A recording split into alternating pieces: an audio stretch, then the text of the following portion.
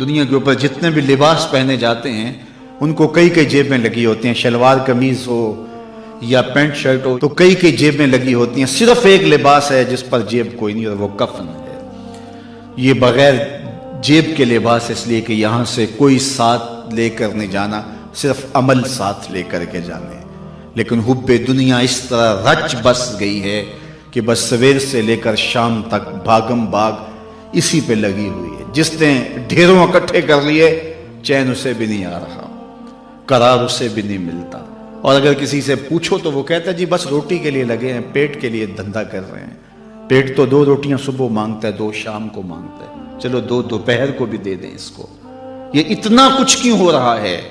یہ حب الدنیا و کراہیت الموت، یہ دنیا کی محبت، اور حب الدنیا راس و کل خطیہ، ہر گناہ کی جڑ دنیا کی محبت ہے۔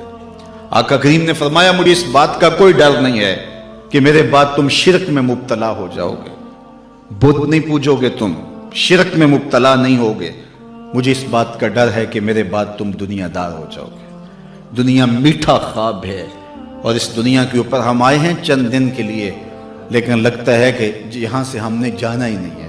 سامان 100 برس کا، پل کی خبر نہیں۔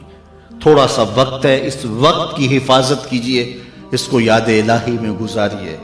آج موقع ہے، توبہ کا دروازہ کھلا ہے، کل یہ دروازہ بند ہو جائے گا۔ اس وقت کے پچھتاوے سے کوئی فائدہ نہیں ہوگا۔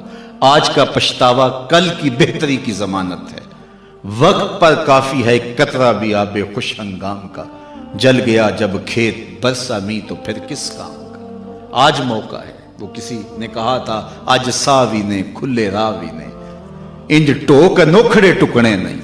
روز ایسے وقت نہیں آتے ہیں، آج وقت ہے، آج توبہ کا در کھلا ہے۔ مغرب سے سورج طلوع نہیں ہوا، یہ ڈوبتا سورج ہمیں روز کوئی خبر دیتا ہے کہ جناب تم بھی ڈوبنے والے ہو۔ یہ سڑکوں کے کناروں پہ بھی قبرستان دکھائی دیتے ہیں، اور آبادیوں کے اندر بھی یہ ہمیں بتاتے ہیں کہ تم مٹی کا رزق بننے والے ہو۔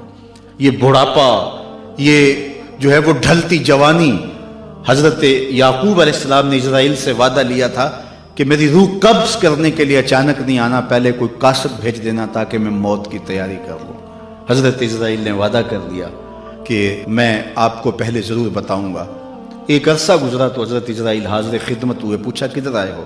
کہا قبض روح کے لیے آیا ہوں۔ کہا تم نے تو وعدہ کیا تھا کہ اچانک نہیں آؤں گا، پہلے کوئی قاصد بھیجوں گا، تم نے تو کوئی قاصد نہیں بھیجا۔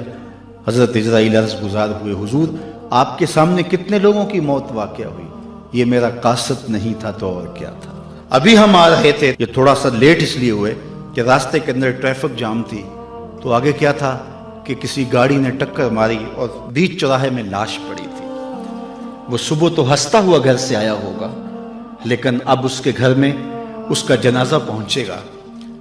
مجھے اور آپ کو نہیں پتا ہمارا اٹھنے والا اگلا قدم کہاں ہے، اور جب ہمیں یہ نہیں پتا ہے، فرمایا گیا زندگی اور موت کے بارے میں کیا خیال ہے؟ کہا فجر پڑی ہے، پتہ نہیں ظہر پڑیں گے یا کہ نہیں۔ کہا میری صحبت میں بیٹھ کے اتنی لمبی امیدیں لگائے بیٹھے ہو۔ کہا ظہر پڑی ہے جناب، عصر پڑیں گے یا کہ نہیں۔ ایک بولا عصر پڑی ہے، پتہ نہیں مغرب پڑیں گے یا کہ نہیں۔ ایک نے کہا ایک رکعت پڑی ہے، پتہ نہیں دوسری رکعت بھی پڑھنی نصیب ہوتی ہے یا نہیں۔ فرمایا یہ سب تمہاری باتیں ہیں، میں تو کہتا ہوں ایک طرف سلام پھیرا ہے، پتہ نہیں دوسری طرف سلام بھی پھیر سکیں گے یا کہ نہیں۔ کیا موت اتنی قریب نہیں ہے؟ میں اور آپ اپنی آخرت کے لیے کیوں نہیں سوچتے؟ اپنی زندگی کو کیوں نہیں بدلتے؟ توبہ کا در کھلا ہے، کل نہیں ہوگا۔ تو آئیے آج کے ان حسین لمحوں کو، آج کی ان گھڑیوں کو، آج کی جوانی کو، حتیٰ کہ آج کے بڑھاپے کو حسن دے لیں، اور آج کا پچھتاوا کل کی بہتری کی ضمانت ہوگی۔ کل کا پچھتاوا سوائے دکھ بڑھانے کے اور کچھ نہیں ہوگا۔ آنا تو ہے ہی اس کی چوکھٹ پہ، پھر جو لوگ اٹھا کے لے کے آئیں گے، اچھا نہیں ہے کہ خود چل کے جائیں، پھر جو لوگ کندھوں پہ اٹھا کے لے کے جائیں گے، کل جو کفن میں منہ چھپا چھپا کے جاتے پھریں گے، اس کی رحمتیں آواز دیتی ہیں کھلے منہ آ جا، میری رحمتیں تیرا استقبال کریں گے۔ جو باغی ہے اس کی چوکھٹ اور دہلیز کو چھوڑ کے بغاوت کر کے بھاگ رہا ہے، اس کے حکموں کو توڑ کے جا رہا ہے، اس کو اس کی رحمتیں آوازیں دے رہی ہیں۔ کیا یا ایھا الانسان، او بھاگے ہوئے انسان اور بھولے ہوئے انسان، ما غرک بربک الکریم، آجا پلٹ کے، تیرا رب بڑا ہی کریم